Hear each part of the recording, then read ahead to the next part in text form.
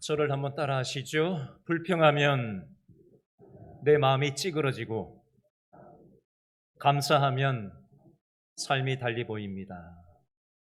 아멘. 우리 옆 사람에게도 얘기해 주시겠어요? 불평하면 삶이 찌그러지고 감사하면 인생이 달라집니다. 오늘 참 잘 오셨습니다. 손을 이렇게 드셔 보시겠어요? 앞뒤 좌우에 돌아보시고 환영합니다. 반갑습니다. 잘 오셨습니다. 속담 중에 은혜는 물에 새기고 원수는 어디 새긴다? 돌에 새긴다라는 속담이 있죠. 자, 은혜는 어디다 새기고? 1부 때도 이렇게 답을 하던데 2부 때도 똑같이 실수를 하시네. 방금 얘기했는데 반대로 얘기하고 계셔요. 세상 속담이에요. 이게 성경 말씀이 아니에요. 네. 은혜는 물에 새기고. 네. 네? 속담. 속담이 은혜는 물에 새기고 원수는 돌에 새긴다라는 세상 말이 있어요. 근데 우리는 그거 얘기하는 게 아니잖아요. 그죠? 여러분, 물에 무언가를 새겨 놓으면은 표시가 납니까? 안 나요. 한강 지금 교통수단이 다시 재개가 됐는데 지금 또 잠실 선착장에서 떠나가지고 또 뭐가 또 문제가 돼서 또 멈췄다고 그러잖아요. 눈에 보이지 않는 부분이 있는 겁니다. 그죠? 강 밑에 뭐가 있는지 잘 몰라요. 여러분, 하나님의 은혜가 우리가 식별을 못할 때가 있어요. 생각을 못하고 우리가 살 때가 있습니다. 근데 원수는 돌에 새긴다라는 이 말이 있는데, 자, 이 말은 무엇을 얘기하려고 하는 말이냐면요. 사람들이 쉽게 은혜를 잊어버린다라는 얘기를 하려고 제가 이것을 지금 인용하고 있는 겁니다. 자, 이 강단 장식 오늘 보이시죠? 오늘 추수감사주일이라서 이렇게 각 구역별로 또 이렇게 함께 참여해서 이렇게 풍성한 추수감사주일을 우리가 지내고 있는데, 여러분, 추수감사주일은 왜 하나님께서 제정하시고 추수감사주일을 지키라고 하셨을까요? 하나님의 은혜를 어떻게 하지 말라고? 잊어버리지 말고 하나님의 은혜를 기억하라고 하나님께서 추수감사절을 지키라고 하신 겁니다. 추수감사절을 맞아서 하나님의 은혜를 다시 한번 생각하는 시간이 되었으면 좋겠습니다. 자, 오늘 디모데전서 1장을 읽었는데 디모데전서에 나오는 이 디모데전서를 기록한 바울이 지금 감옥에서 막 풀려나와서 아들처럼 생각하는 디모데라는 사람한테 편지 쓴 내용이 이 디모데전서와 디모데후서 내용이 되겠습니다. 바울은 감옥에서 풀려난 지 얼마 안 됐을 때였기 때문에 아주 힘든 상황에 있었습니다. 추록을 해서 머물 만한 집도 제대로 없었고요. 또 자신을 환영해 주는 사람들도 없었습니다. 그리고 따뜻하게 위로해 주는 가족조차 바울은 없었어요. 자, 이 상황이 되면 감사할 수 있겠습니까? 감옥에 갔다 왔지요. 집도 없지요. 환영하는 사람도 없지요. 따뜻하게 위로해 주는 가족조차 없지요. 그러면 뭐가 툭 튀어나기 쉬워요? 불평이 튀어나오기 쉽잖아요. 내 인생은 왜 이런가 하고 그 마음이 들기 쉽지 않습니까? 그런데 오늘 바울은 어떻게 자신의 심정을 표현하고 있는지 디모데전서 1장 12절을 한 번 더 읽어보겠습니다. 시작. 나를 능하게 하신 그리스도 예수 우리 주께 내가 뭐함은? 감사함은 왜요? 나를 충성되이 여겨 내게 직분을 맡기심이니. 아멘. 여러분, 지금 바울의 상황이 감사할 상황이에요. 현실적으로. 뭐 때문에 감옥에 갇혔는데요, 바울이? 예수님 때문에 전도하다가 감옥에 갇혔단 말이죠.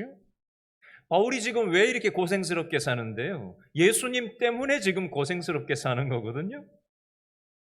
그러면 인간적으로 불평할 만하지 않냐는 거예요. 그런데 바울은 예수님 때문에 감사하고 있습니다. 여러분, 바울이 한 감사는 어떤 감사였길래 이런 현실적인 상황에서 이런 감사를 할 수 있었던 걸까요? 세 가지 측면에서 오늘 말씀의 원리를 정리해 보려고 합니다. 첫 번째 원리인데요, 저를 따라 하시죠. 과거를 불평으로 해석하지 말고 감사로 해석해야 합니다. 여러분, 내가 얘기하는 것도 그렇고 다른 사람이 얘기하는 것도 그렇고 이런 생각에 빠져보거나 이런 말 들어본 적이 있을 겁니다. 우리 아버지, 우리 엄마는 왜 나를 이렇게 낳았을까? 나는 왜 이런 환경에서 살아가야 할까? 나는 왜 이렇게 머리가 나쁠까? 나는 왜 이렇게 운이 안 따라올까? 왜 나는 이런 남편, 이런 아내하고 결혼해서 살아야 되나? 자신의 과거를 그리고 자신의 현재를 늘 불평하고 불만하는 안경을 쓰고 말하고 생각하고 태도를 취하는 사람들이 참 이 세상에 많이 있습니다. 이 관점으로 따진다면 바울도 불평, 불만, 원망, 탓하기가 쉬웠을 거예요. 조금 전에도 말씀드렸지만 바울은 감옥에 얼마 전까지만 해도 감옥에 수감 생활을 했었어요. 바울이 감옥에 들어갔던 것은 도둑질해서 감옥에 들어갔던 게 아니에요.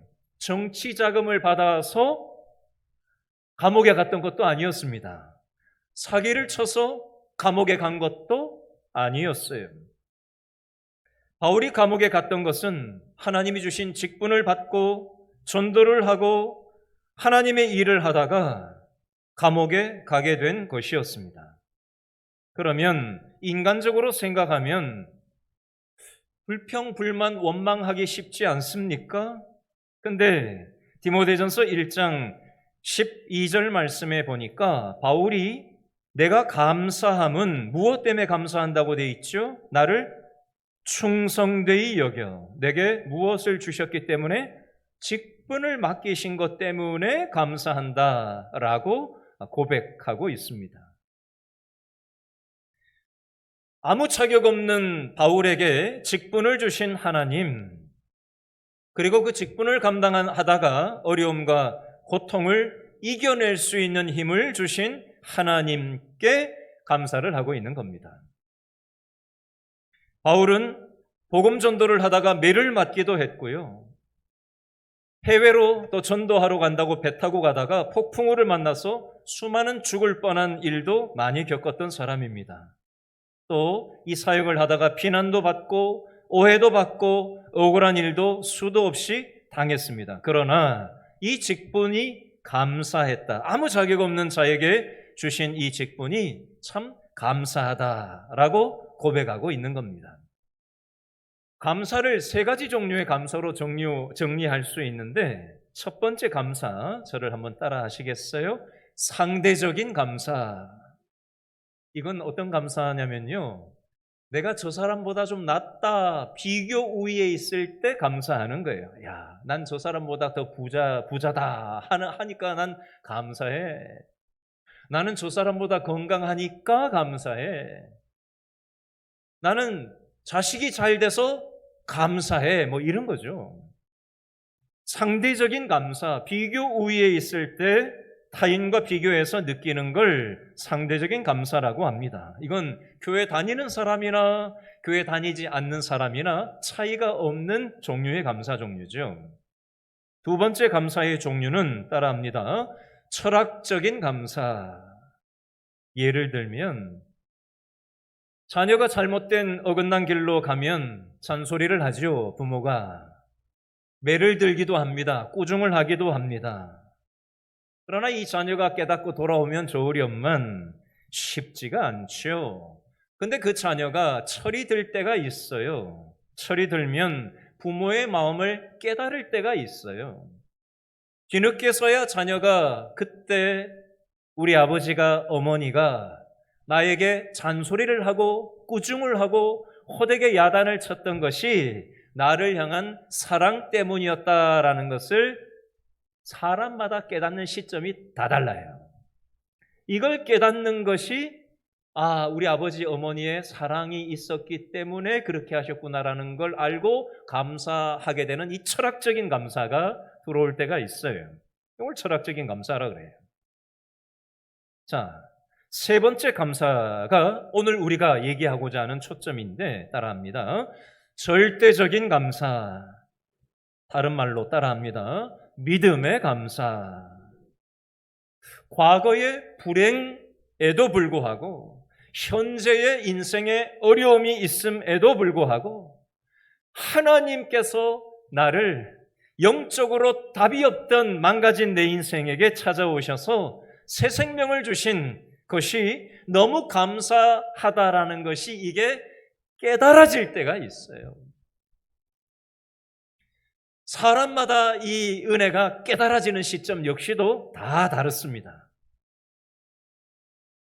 이 하나님이 나를 답이 없는 인생을 위해서 십자가에서 죽어주신 사실이 깨달아지는 때 우리는 감사가 나오는 거죠. 이게 절대적인 감사, 영적인 감사인데 이걸 깨달은 사람들이 이렇게 얘기합니다. 따라합니다. 덤으로 사는 인생. 가난해도 내 인생은 덤으로 사는 인생이다. 내 인생이 잘 풀리지 않고 어려움에 처해 있어도 덤으로 사는 인생이다. 라고 믿음으로 받아들이는 거죠. 예를 들겠습니다. 제가 어린 시절에 저희 어머니가 매주 감사헌금을 주일날 드리는 모습을 제가 봤어요. 감사헌금 봉투에다가 맨날 뭐라고 저렇게 써서 내나 싶어서 제가 이렇게 봤어요. 그랬더니 감사헌금 봉투에다가 이렇게 쓰시었던 게 아직도 어렸을 때지만 선명하게 제 기억에 남아 있습니다. 범사에 감사합니다. 한 주간 범사에 감사합니다. 어렸을 때는 어머니가 썼던 그 문장이 제 마음에 와닿지가 않았어요. 그냥 기계적으로 썼는가 보다 하고 그냥 생각했을 뿐이죠. 제가 믿음이 없었을 때였기 때문이었습니다. 그런데 제가 믿음이 들어오고 난 다음에 저희 아버지가 어머니가 지나온 삶의 그 족적을 얘기해 주시면서 그 어려울 때, 인간적으로 답이 없었을 때 믿음으로 버티고 인내하고 또 믿음으로 살았을 때 생각지도 못했던 방식으로 하나님이 은혜를 주시고 우리 가정을 지금까지 인도해 오신 그 흔적들을 눈물을 흘리면서 저에게 아버지 어머니가 얘기해 주셨던 그 기억을 저는 잊을 수가 없어요. 그 믿음의 체험이 있었기 때문에 절대적인 감사, 믿음의 감사. 여러분, 사람의 어떤 이 재정 상태는, 그죠? 좋을 때도 있고, 재정적인 상황이 좋을 때도 있고, 재정이 바닥을 칠 때도 있거든요. 재정이 널뛰기를 하잖아요. 살다 보면. 그렇지 않습니까? 건강관리 요즘 열심히 하시는 분들 많은데, 건강관리 아무리 열심히 한다고 200년, 300년 사는 거 아니잖아요. 그렇죠? 건강이 좋을 때도 있지만 내 건강 자신할 때가 있지만 내 건강 자신할 게 못 되는구나. 건강의 널뛰기를 경험하면서 이거 아무것도 아니구나 느낄 때가 있지 않습니까? 인간관계 그죠? 좋을 때도 있지만 사람 아무것도 아닐 수 있구나라는 걸 그 인간관계의 널뛰기를 통해서 우리는 뼈저리게 경험할 때가 있지 않습니까? 우리의 삶의 기반을 돈에다 두면 안 되고요. 인간관계에 두면 안 되고요. 또 건강에 좋고 나쁨에 두면 안 되고요. 우리는 변하지 않으시는 하나님께 우리의 인생의 기반을 둬야 절대적인 감사, 변하지 않는 하나님께 절대적인 감사에 초점을 둬야 우리의 삶이 상황과 관계없는 감사가 나올 수 있다는 것입니다. 일본의 테레사 수녀라고 불렸던 다마키라고 하는 여성이 있어요. 이 여성은 한센시 병 환자들을 돌보면서 살았던 사람입니다. 이 사람들을 한센시 병 환자들을 돌보기 위해서 요양원을 만들고 고름이 나는 환자들의 피부를 치료하다가 자신 역시도 한센시 병에 걸리고 말았다고 합니다. 자신이 한센시병에 걸린 것을 알고 이렇게 기록했대요. 이제 육의 눈이 가려지고 영의 눈이 열려 감사합니다. 눈썹이 빠지면서 눈썹의 고마움을 알았습니다. 먼지가 자꾸 눈에 들어가 이렇게 고통스러울 줄은 미처 몰랐습니다. 하나님은 내게 병을 주어 여러 가지 감사의 마음을 알게 하셨으니 감사합니다. 이런 고백을 했다고 합니다. 자, 오늘 말씀을 통한 두 번째 영적인 교훈입니다. 저를 따라해 보시기 바랍니다. 잃은 것을 원망하지 말고 주신 은혜를 감사하면서 살아가야 합니다. 나에게 없는 것, 잃어버린 것을 원망하면서 남은 삶을 살지 말고 이미 주신 은혜들을 생각하면서 감사하면서 우리의 남은 삶을 살아야 한다라는 것입니다. 여러분, 바울은 인간적으로 볼 때 아무것도 없는 사람이에요, 지금. 자, 그 근거 구절이 사도행전 28장 20절에 30절에 있는데 바울은 인생 말년에 아직 집도 없어요. 셋집에서 살고 있습니다. 많은 사람들이 바울을 떠나버렸습니다. 그 표현이 디모데후서 4장 10절 말씀에 있어요. 바울은 몸도 건강하지가 못했습니다. 바울은 가족이 있는 것도 아니었어요. 노후가 보장되어 있는 것도 아니었습니다. 현실적으로 아무것도 없었어요. 그런데 바울은 감사하고 있었습니다.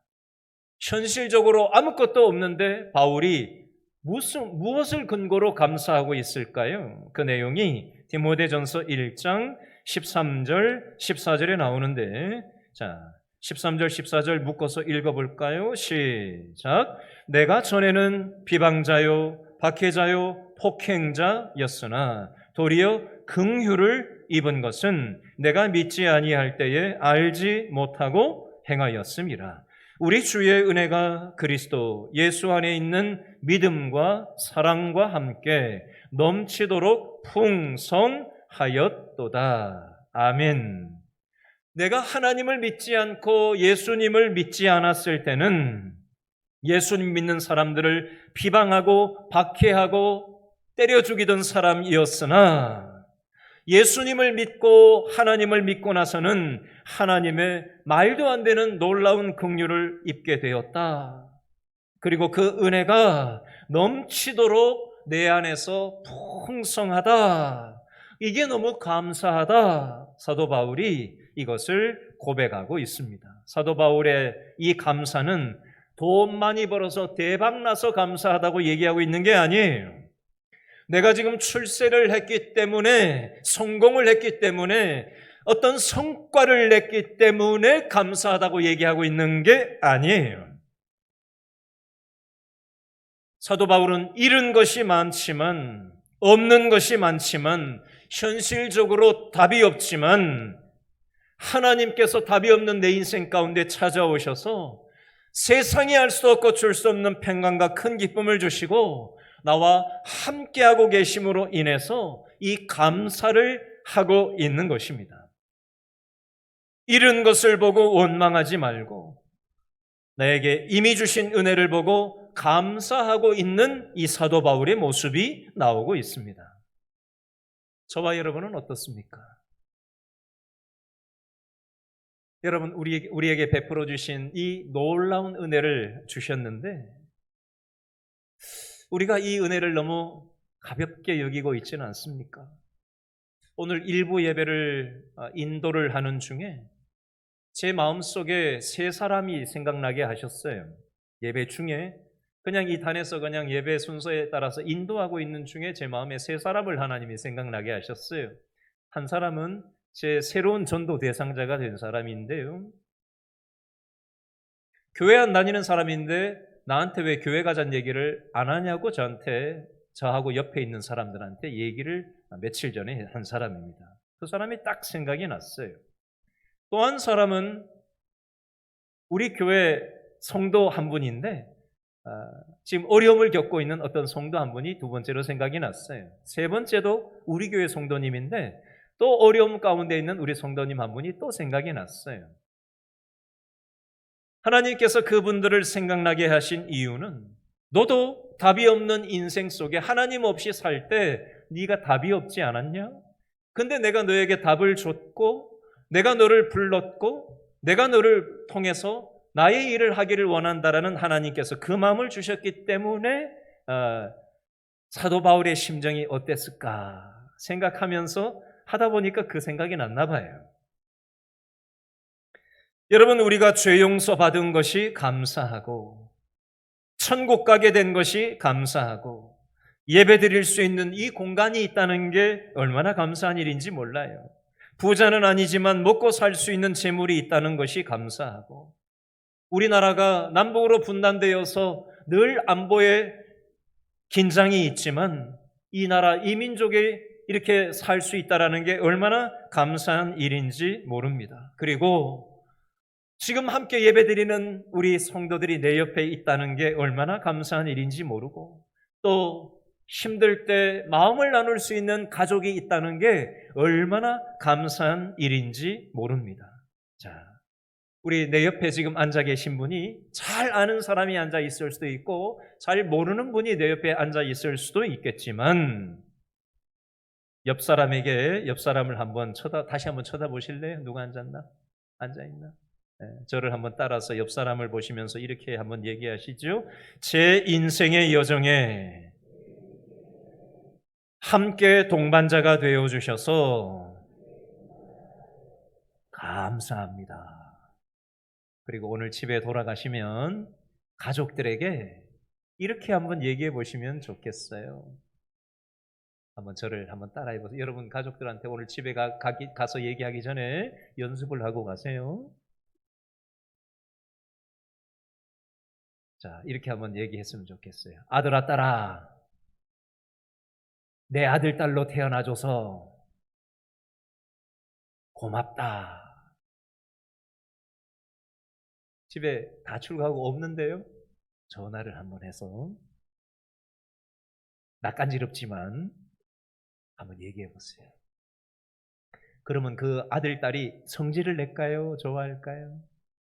좋아하죠. 왜 안 하던 짓을 하고 그래? 이렇게 얘기할지도 몰라요. 그러나 말은 그렇게 해도 좋아할 거예요.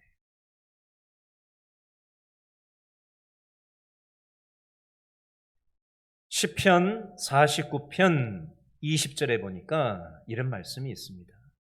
존귀에 처하나 깨닫지 못하는 사람은 멸망하는 짐승 같도다. 깨닫지 못하는 사람은 멸망하는 짐승 같다. 성경은 말씀합니다. 괴테라고 하는 사람이 있어요. 유명한 파우스트라는 책을 쓴 괴테라는 사람이 이런 얘기를 했더라고요. 이 세상에서 가장 쓸모없는 인간은, 자, 오늘의 주제 어떤 단어죠? 감사할 줄 모르는 인간이다. 로마서 1장 21절에도 감사에 대해서 이렇게 말씀합니다. 하나님을 알되 하나님으로 영화롭게도 아니하며 감사치도 아니하고 오히려 그 생각이 허망하여지며 미련한 마음이 어두워졌나니. 자, 이 말씀을 한 문장으로 제가 바꿔서 이렇게 표현을 해봅니다. 감사할 줄 모르는 사람은 허망하고 미련한 인생이다. 자, 오늘 성경의 교훈 세 번째 원리인데요. 저를 한번 따라 하시죠. 미래를 하나님의 섭리로 받고 감사하면서 살아야 합니다. 여러분 드라마 보면 영화 보면 인생을 2번 살고 3번 살고 뭐 4번 인생 2회차 인생 3회차 뭐 이런 드라마 소재 영화가 요즘 나오는데요. 여러분 그건 뭐 불교에서나 유언해설 얘기하면서 뭐 또다시 뭘로 태어난다 이런 소리를 하지 기독교의 세계관은 전혀 그것과 다릅니다. 한 번 이 땅에서 잠깐 살다 하나님께 가는 존재예요. 우리는 미래를 미리 살아보고 대처할 수는 없습니다. 미래를 알 수 있는 사람은 아무도 없어요. 그래서 모르는 그 미래가 불안하고 두려워서 점을 보러 다니고, 심지어 기독교인 중에서도 점 보러 다니는 사람들이 있다고 하는데, 여러분, 우리의 미래는 하나님 손에 달려 있는 겁니다. 내 능력에 달려 있는 게 아니라, 돈으로 우리의 미래가 달려 있는 게 아니라, 점 보고 이 세상의 것을 의존하여 불안한 마음을 위안받는 게 아니라 하나님 손에 우리의 삶이 달려 있는 것입니다. 그러므로 우리의 미래를 하나님의 섭리 속에 있다고 받고 감사하면서 우리가 살아야 한다는 거예요. 바울은 자신의 미래를 사실 인간적으로 볼 때는 답이 없었어요. 아무것도 없거든요. 한 치 앞도 예측할 수 없는 바울의 상황이고요. 인간적으로 볼 때는 바울의 미래는 암울한 미래였습니다. 사실 인간적으로 바울이 이 전도자의 삶을 감당하지 않았다면 어떤 면에서 편안한 인생을 살 수 있었을지도 모릅니다. 감옥에 갈 일이 없었을지도 몰라요. 그러나 이 직분, 하나님이 주신 이 직분 때문에 어려움을 감당하면서 믿음으로 살았던 것이고, 어려움이 있었지만 하나님과 함께했기 때문에 바울은 상황과 관계없는 감사를 할 수 있었던 것입니다. 디모데전서 1장 15절 말씀에 보면 15절 제일 끝에 바울은 자기 자신을 어떻게 인식하고 있느냐, 15절 끝에 나는 죄인 중에 괴수다라고 고백을 합니다. 죄인 중에 괴수와 같았던 나의 인생에 예수님께서 찾아오셔서 나의 인생의 문제를 해결해 주셔서 상황과 관계없는 감사를 하며 또 이것을 알지 못하는 사람들에게 나누어주면서 이렇게 살아가는 것이 바울이 행복했다라는 거예요.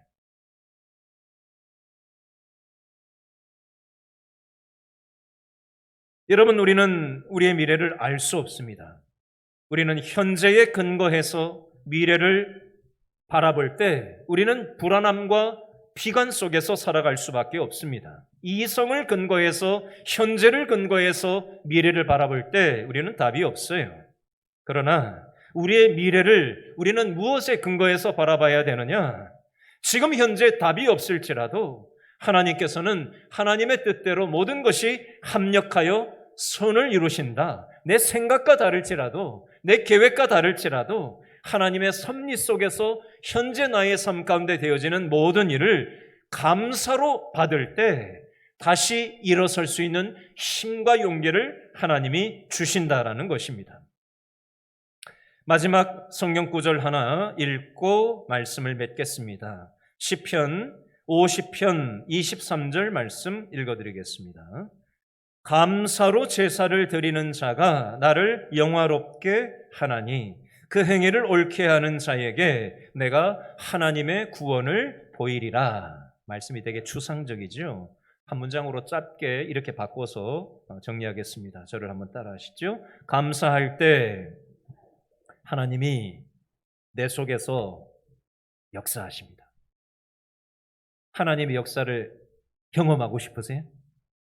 그러면 감사하면서 살아갈 수 있기를 바랍니다. 기도하겠습니다.